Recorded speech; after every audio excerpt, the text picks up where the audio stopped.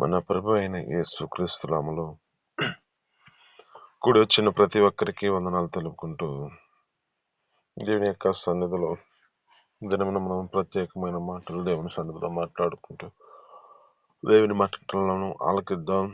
దేవుని సన్నిధిలో కొనసాగించము.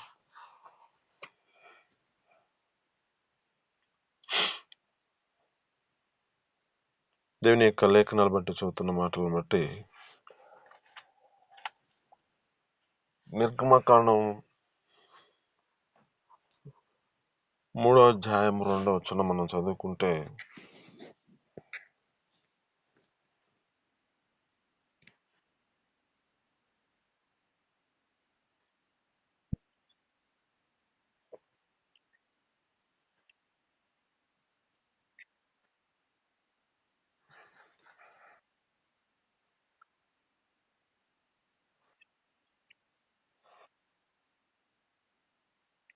హల్లెలూయా, ఇక్కడున్న మాటలు బట్టి, లేఖనాలు బట్టి చదువుతున్న మాటలను బట్టి, మోషే ఒక ప్రాంతంలో ఆ మోషే యొక్క గొర్రెలు కాసుకుంటున్న సమయంలో ఒక పొదలో అగ్ని మండుస్తూ ఉండగా ఆ పొదను చూస్తూ ఉన్నాడు. ఆ పొదను చూస్తూ ఉన్నాడు. ఆ పొద మండుతుంది, కానీ ఏమాత్రం అది ఆరిపోయే పరిస్థితిలో లేదు. ఇక్కడ ఈ లేఖనాలు బట్టి చూసినటువంటి మోషే ఆ యొక్క ప్రాంతాన్ని చూసి ఆశ్చర్యపోతూ ఉన్నాడు. మోషే ఆ యొక్క ప్రాంతంలో జ్ఞాపకం చేసుకుంటే అక్కడ ఒక దేవుని యొక్క స్వరమును వింటూ ఉన్నాడు. ఏమని వింటున్నాడు అంటే, మోషే, నీ కాళ్లకు చెప్పులను విడువము అంటున్నాడు. ఇతను మన యొక్క మాటల్లో జ్ఞాపకం చేసుకుంటే, మండే పద యొక్క అర్థం ఏమిటి అంటే, దేవుడు కోరుకున్న పాదం, దేవుడు కోరుకున్న ఆ యొక్క పొద, అది దేవుని యొక్క మహిమార్థమై, దేవుని యొక్క ప్రత్యక్షత కొరకై దేవుడు ఆ యొక్క ప్రాంతంలో ఆ మండుచున్న అగ్ని కనబడుతుంది. ఈ మండుచున్న అగ్నిలో మన యొక్క జీవితాల్లో జ్ఞాపకం చేసుకుంటే, అది దేవుని యొక్క సన్నిధిలో ఒక ప్రత్యేకమైనది కనబడుతుంది. అది దేవుని యొక్క మహిమార్థమై కనబడుతుంది. అది దేవుని యొక్క పరిశుద్ధముగా కనబడుతున్న పరిశుద్ధ స్థలము. అందుకే కనుక దేవుడు ఆ యొక్క నిర్గమకాండంలో ఆ యొక్క వ్యక్తితో, మోషేతో మాట్లాడుతున్న మాటను బట్టి, ఇది పరిశుద్ధమైన స్థలం కనుక నీ కాళ్లకు చెప్పులను విడుము అంటున్నాడు. అయితే ఆ మండుచున్న పొదలో చూస్తున్న ఈ యొక్క మోషే అది చూస్తున్నప్పుడు తనకు ఒక వింతైన వింతగా కనపడుతుంది. అయితే ఇక్కడ ఉన్న మాటలు బట్టి మనం జ్ఞాపకం చేసుకుంటే, ఈ యొక్క మాటలను బట్టి మన జీవితాలలో దేవుని ప్రేమకు మండే పొద ఒక సాదృశ్యంగా ఉన్నది. ఈ మండే పొదలో దేవుడు ఒక ప్రత్యేకమైన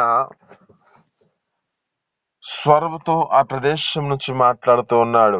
ఎందుకు మాట్లాడుతున్నాడు, ఏంది పరిస్థితి అంటే, అక్కడున్న పరిస్థితిని జ్ఞాపకం చేసుకుంటే ఆ ప్రజల యొక్క బాధలను దేవుడు చూస్తూ ఉన్నాడు. వారి యొక్క బానిసత్వమును చూస్తూ ఉన్నాడు. వారికున్న వేదన చూస్తూ ఉన్నాడు. వారు కాస్తున్న కన్నీరును చూస్తూ ఉన్నాడు. అయితే ఇక్కడ వారిని ప్రేమించిన దేవుడు ఏం చేస్తున్నాడంటే, దేవుని యొక్క ప్రేమ ఆ మండే పొదల నుంచి వారి జీవితాల్లో ఆ బానిసత్వములో ఉన్న ఇశ్రాయేలు జనులను ఇది ఒక సూచనగా కనబడుతుంది. వారి యొక్క పరిస్థితి ఎలాంటిది? బాధ, వేదన, ఆవేదన, ఈ అగ్నిలో వారి జీవితాల్లో మండుచున్న, అంటే ఈ అగ్నిలో మనం జ్ఞాపకం చేసుకుంటే, ఈ అగ్ని వారి జీవితాల్లో బాధాకరమైన పరిస్థితిలో ఉన్న ఈ పరిస్థితిలో కానీ దేవుని యొక్క ప్రేమ వారిని ఆదరిస్తూనే ఉంది. మనకు తెలిసిన యొక్క మాటల్లో జ్ఞాపకం చేసుకుంటే, అగ్నిగుండంలో వేసిన షడ్రక్ మెషినకు అబ్దిగో వారు, అంటే ఈ యొక్క దానియేలు అతనికి కలిగిన స్నేహితులను అగ్నిగుండంలో వేసినప్పుడు, ఈ అగ్నిగుండంలో దేవుని యొక్క ప్రేమ ఏం చేసింది? మనుషులను, ఆ యొక్క వ్యక్తులను ఏం చేసింది అంటే, ఏ మాత్రము కాలిపోయే పరిస్థితి లేదు.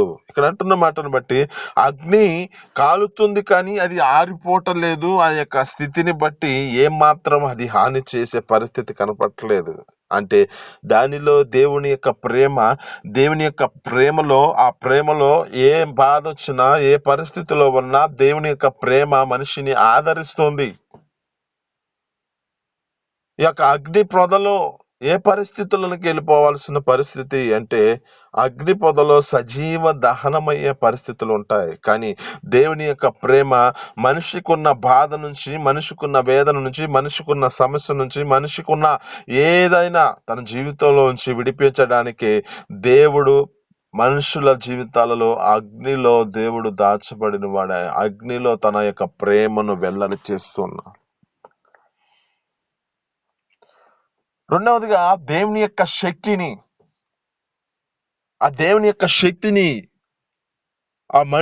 ఆ మండుచున్న అగ్నిలో నుంచి బలహీనులుగా ఉన్న వీరి జీవితాలను బట్టి మోషేని బలపరుస్తుంది. ఆ మోషే యొక్క జీవితంలో మానవుడి పరంగా అతని జీవితంలో ఒక బలహీనుడే, కానీ అతడు దేవుని యొక్క శక్తిని పొందుకొని ఆ యొక్క వ్యక్తి ఒక అగ్నిచుండ మండు వలె, ఒక అగ్ని వలె తన జీవితంలో మార్చబడిన వాడిగా కనబడుతున్నాడు. అక్కడ అంటాడు, అయ్యా, ఈ యొక్క వ్యక్తితో మాట్లాడతాడు, నీవు ఇశ్రాయేలు ప్రజల్ని నీవు రక్షించడానికి నేను నిన్ను ఏర్పరచుకున్నాను అంటే, ఈ యొక్క వ్యక్తి అంటున్నాడు, అయ్యా నా జీవితంలో నేను దేనికి పనికిరాని వాడినయ్యా, నా నాలుక మందము అని చెప్పి ఈ యొక్క మోషే మాట్లాడుతూ ఉన్నాడు. కానీ దేవుని యొక్క శక్తి, దేవుని యొక్క సన్నిధిలో ఆ వ్యక్తిని బలపరిచి దేవుని యొక్క సన్నిధిలో ఇశ్రాయేలు ప్రజలను రక్షించడానికి కారణమవుతుంది. ఇది వారున్న ఆ బానిసత్వం నుంచి, వారున్న ఆ యొక్క పరిస్థితుల నుంచి ఎన్నో పర్యాలు ఆ దేవుని యొక్క శక్తిని వెల్లడి చేసిన విధంగా శక్తివంతుడిగా కనబడుతున్నాడు మోషే. అనేకమైన అద్భుతాలు చేశాడు ఆ ఫరో ఎదుట, ఆ యొక్క ఐగుప్తు రాజు ఎదుట. అతడేమో అప్పటికి వీటిని చూస్తున్నాడు, చేస్తున్న పరిస్థితిని బట్టి, కానీ కొంచెం ఉంటున్నప్పుడు పంపించేవాడిగా ఉంటున్నాడు. లాస్ట్ కి మళ్ళా యెహోవా అతని యొక్క హృదయం కఠినపరిచిన ఉంటుంది. యెహోవా అతనికి యొక్క హృదయాన్ని కఠినపరిచినని చెబుతుంది ఐగుప్తు యొక్క రాజు.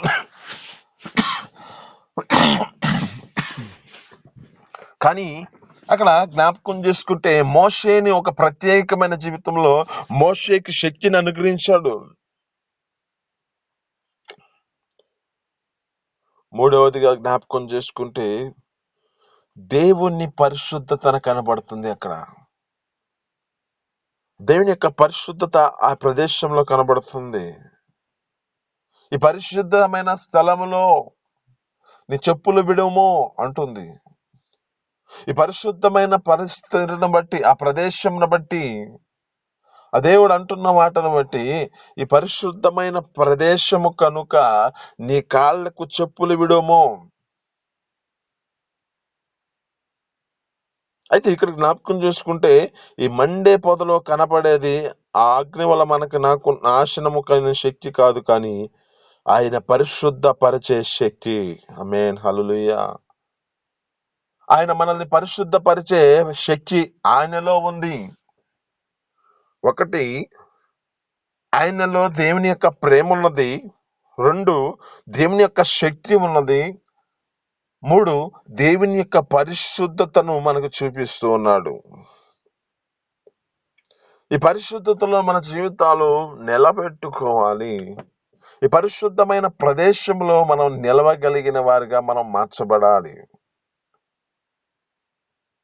ఇక్కడ ఈ పథకానికి మోషే వచ్చాడా?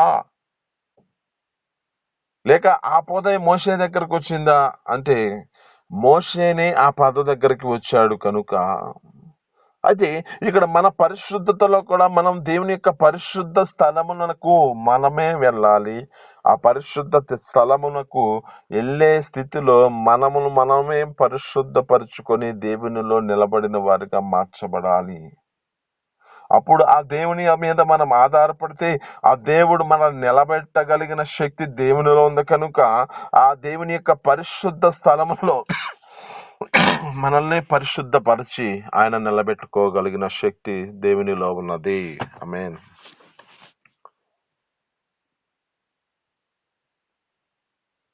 ఈ 4వదిగా జ్ఞాపకం చేసుకుంటే దేవుని యొక్క ప్రణాళిక ఏమిటి అంటే, దేవుని యొక్క నిత్యత్వమునకు తీసుకెళ్లే కారణమవుతుంది.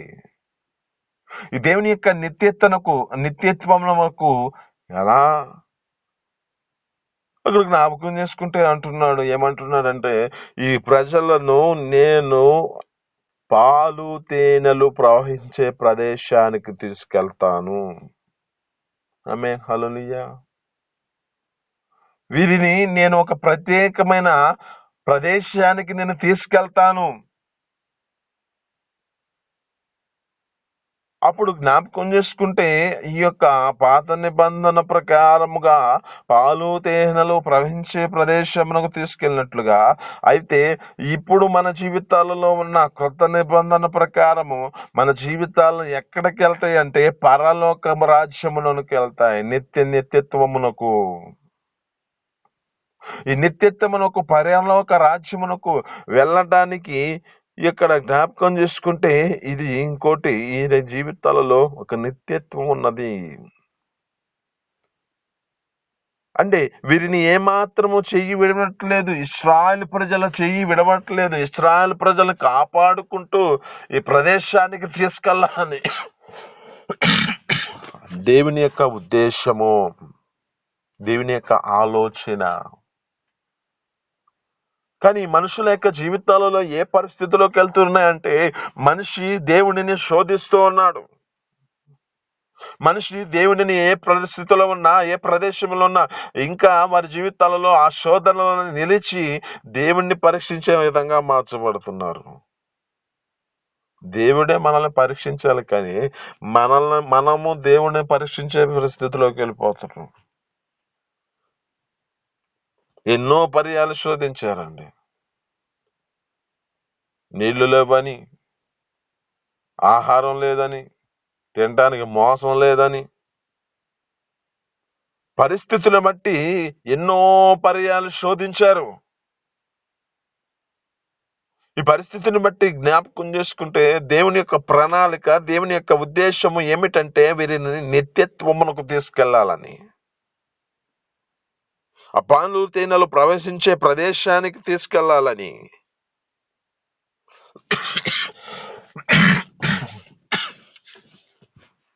కానీ వీరి పరిస్థితులను బట్టి వీరిలో కొందరు పరిస్థితులను బట్టి నాశనమైన పరిస్థితులు, వీరిలో హృదయాలు ఏ విధమైన పరిస్థితిలోకి వెళ్ళిపోయాయంటే, కొన్ని మంది సొనుక్కునేవారు ఉన్నారు. కొంతమంది ఏ పరిస్థితిలో ఉన్నారంటే వీరి జీవితాల్లో ఏ ప్రదేశంలో వారి జీవితాలు హృదయాలు మంచిగా లేని పరిస్థితులు. ఇలా వీరి జీవితాల్లో జ్ఞాపకం చేసుకుంటే కొన్ని మంది జీవితాల్లో ఏం చేయబడ్డాయంటే అన్యుల సహవాసాన్ని కలిగి ఉన్నారు, అన్యులతో నడిపించబడుతున్నారు.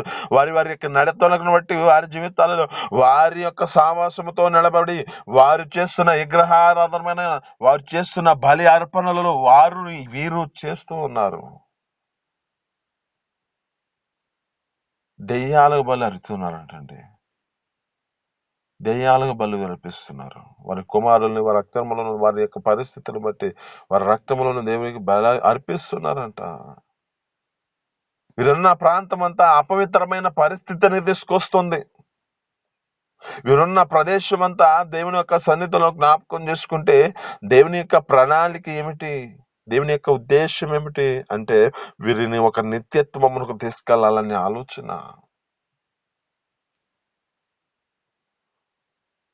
ఇప్పుడు కొత్త నిబంధన ప్రకారం మన దేవుడు ఏమి చేశాడంటే మనుషుల జీవితాలలో ఏమైతే చేతనను ఈ పాపములో చనిపోకూడదు, ఈ యొక్క పరిస్థితిని బట్టి వీరు మరణించకూడదు. దేవుని యొక్క ప్రణాళికలో దేవుని యొక్క ఉద్దేశం ఏమిటంటే పరలోక రాజ్యంలో నిత్యత్వములోనికి, ఈ నిత్యము వారు దేవుని సన్నిధిలో ఆ నూతనమైన యెరూషలేములోనికి తీసుకెళ్లాలని దేవుని యొక్క ఉద్దేశం అయితే మనిషి ఏం చేస్తున్నాడంటే ఆ మనిషి ఆ మార్గాన్ని విడిచిపెడుతున్నాడు. ఆ మార్గమును విడిచిపెట్టి తన జీవితంలో తన యొక్క సొంత ఆలోచన చేత నడిపించబడుతూ మార్గములో త్రోవ తప్పిపోతూ ఉన్నారు. దేవుడిచ్చిన ధన్యతను, దేవుడిచ్చిన యోగ్యతను, ఆ యొక్క నిత్య పరలోక రాజ్యాన్ని వారసులుగా చేసుకునే పరిస్థితి కనపడలేదు. ఇక్కడ ఇశ్రాయేలు ప్రజల యొక్క జీవితాలలో అదే పరిస్థితి కలిగింది. ఎన్నో పర్యాలు దేవుడు ఎన్నో గొప్ప అద్భుత ఆశ్చర్య కార్యాలు జరిగించాడు, కానీ ఇంకను శోధిస్తూనే ఉన్నారు. ఇక్కడ నాలుగవదిగా జ్ఞాపకం చేసుకుంటే దేవుని నిత్యత్వమునకు దేవుడు ఒక ప్రాంతానికి తీసుకెళ్లాలని దేవుని ఉద్దేశమై ఉన్నది.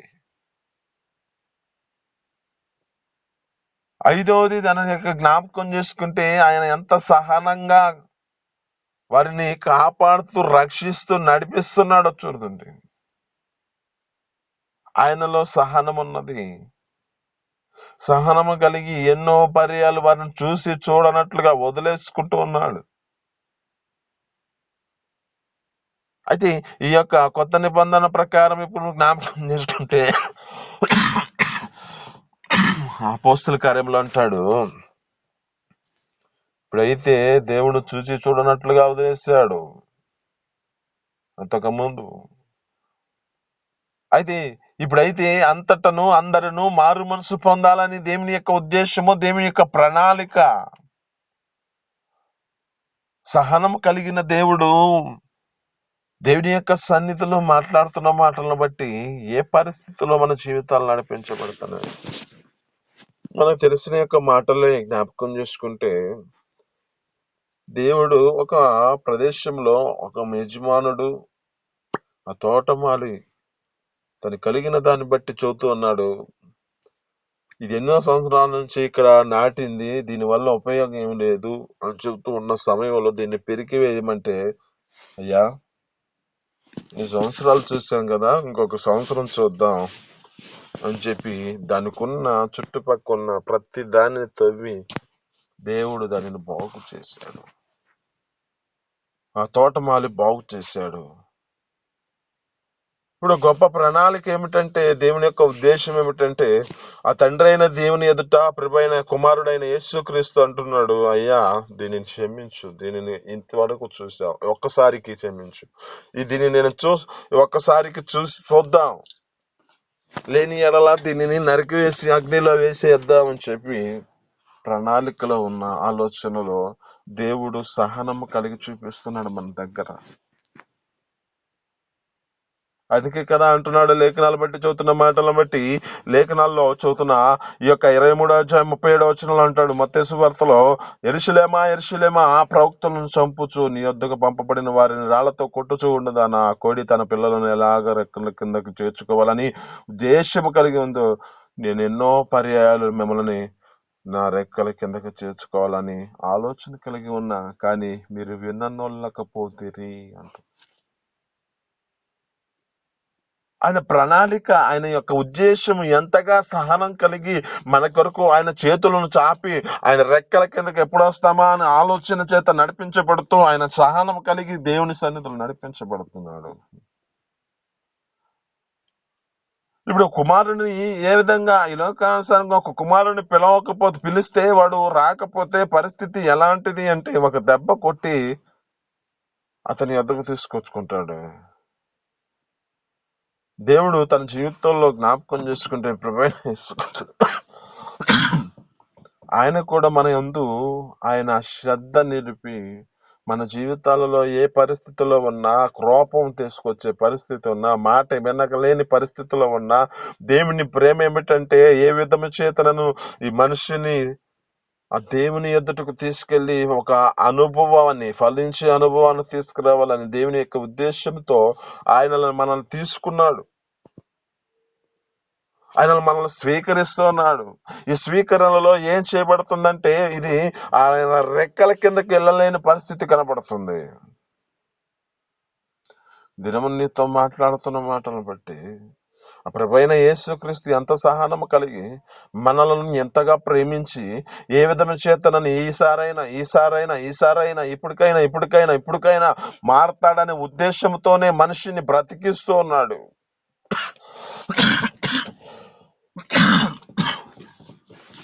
తెలిసిన వాడేమో రక్షించబడుతున్నాడు, తెలియని వాడేమో ఉగ్రత పాలవుతున్నాడు. ఎంతగా దేవుని యొక్క తోటమాలిగా ప్రభువైన యేసుక్రీస్తు ఉంటే, యజమానుడిగా తండ్రి అయిన దేవుడు ఉంటే, తండ్రి ఎంత ప్రణాళిక కలిగి దీన్ని ఎందుకు ఇంకా తీసివేయని చెబుతున్నా, యేసుక్రీస్తు మన కొరకు తన రక్తాన్ని ఇచ్చి, యేసుక్రీస్తు మన కొరకు తన ప్రాణాన్ని పెట్టిన దేవుడు ఎందుకు ఒక ప్రణాళిక కలిగి ఉన్నాడంటే, అయ్యా ఈ యొక్క సంవత్సరం వదిలిపెట్టేసు, ఒకసారి కన్నా మారిద్దా అని దేశం కలిగి ఉన్నాడు. కనుక మన జీవితాల్లో ఒక ప్రణాళికలో దేవుడు ఒక ప్రత్యేకమైన స్థితిలో మనల్ని తీసుకొచ్చి పెట్టుకుంటున్నాడు. ఆ ఇశ్రాయేలు ప్రజల యొక్క జీవితాలు ఏ విధమైనగా నడిపించుకున్నాడో అదే స్థితిలో నుంచి నీ వేదనకరమైన, నీవు ఏ బాధలో ఉన్నావో నిన్ను చూసి ఆయన ఆ పరలోకాన్ని విడిచిపెట్టేసి భూమి మీదకి వచ్చి నీకున్న ప్రతి బాధ నుంచి, ప్రతి పాపము నుంచి విడిపించడానికై తన రక్తాన్ని ఇచ్చాడు. ఆయన శిలువ త్యాగం చేయబడ్డాడు. ఆ శిలువ త్యాగాన్ని మర్చిపోతావా? ఇతను నీతో మాట్లాడుతున్న మాటలను బట్టి ఆయన ప్రణాళికలో ఏ మాటలు మాట్లాడాడు? దేవుని ప్రేమ నీ అందుంది. ఆయన ప్రేమలో నీ జీవితంలో ఆయన ప్రేమ మన పట్ల ఉన్నది. 2, ఆయన శక్తి మనకు అనుగ్రహిస్తున్నాడు. 3, ఆయన పరిశుద్ధతలో మన జీవితాలను నిలబెట్టుకోవాలనుకుంటున్నాడు. 4, ఆయన నిత్యత్వానికి మనల్ని తీసుకెళ్లాలనే ఆలోచన కలిగి ఉన్నాడు. 5, మన జీవితాలలో ఆయన సహనం కలిగి మనల్ని ఎదురు చూస్తూ ఉన్నాడు. ఈ మాటలు మీ వినికిడిలో దీవించి ఫలించును గాక. చిన్ని ప్రార్థన. పరిశుద్ధుడా, జీవాధిపతి, ఆశ్చర్యకర, ఆలోచనకర్త అయిన దేవానికి వందనాలు, స్తోత్రాలు తండ్రి. దేవా నా తండ్రి, మాతో మాట్లాడిన మాటలు బట్టి నీ స్తోత్రాలు తండ్రి. అయ్యా నా తండ్రి, మండుచున్న పొదను మా తండ్రి మాకు జ్ఞాపకం చేశావు. ఆనాడు మోషే ఎదుట నా తండ్రి, అయ్యా మాట తండ్రి, ఈ యొక్క పొదను కనపెట్టి నా తండ్రి, అయ్యా ఒక ప్రత్యేకమైన మాటలు మాతో మాట్లాడిన దాన్ని బట్టి నీ స్తోత్రాలు. అయ్యా నా తండ్రి, ఈ అగ్నిలో నా తండ్రి నీ ప్రేమ కనపడుతుంది. ఈ అగ్నిలో నీ శక్తి కనపడుతుంది. ఈ అగ్నిలో నీ పరిశుద్ధత కనపడుతుంది. అయ్యా ఈ అగ్నిలో నీ యొక్క నిత్యత్వానికి సూచనగా కనబడుతుంది. ఈ అగ్నిలో నా తండ్రి నీ జీవితంలో అయ్యా మా కొరకు ఒక సహనాన్ని చూపిస్తున్నట్లుగా కనబడుతుంది. అయ్యా వీటి అన్నిటికీ మేము విధేయులుగా చూపించి నీ ప్రేమను, అయ్యా నీ పరిశుద్ధతను, నీ శక్తిని, నీ యొక్క నిత్యత్వమునకు, నీ యొక్క సహనమును చూసి నీ సహనానికి మేము విధేయులుగా మార్చబడినట్లుగా కృపాను గురించి మా సన్నిధిలో సహాయం చేయమని యేసు పరిశుద్ధ అడిగి పొందుకొని చేస్తున్నాం తండ్రి. ఆమేన్.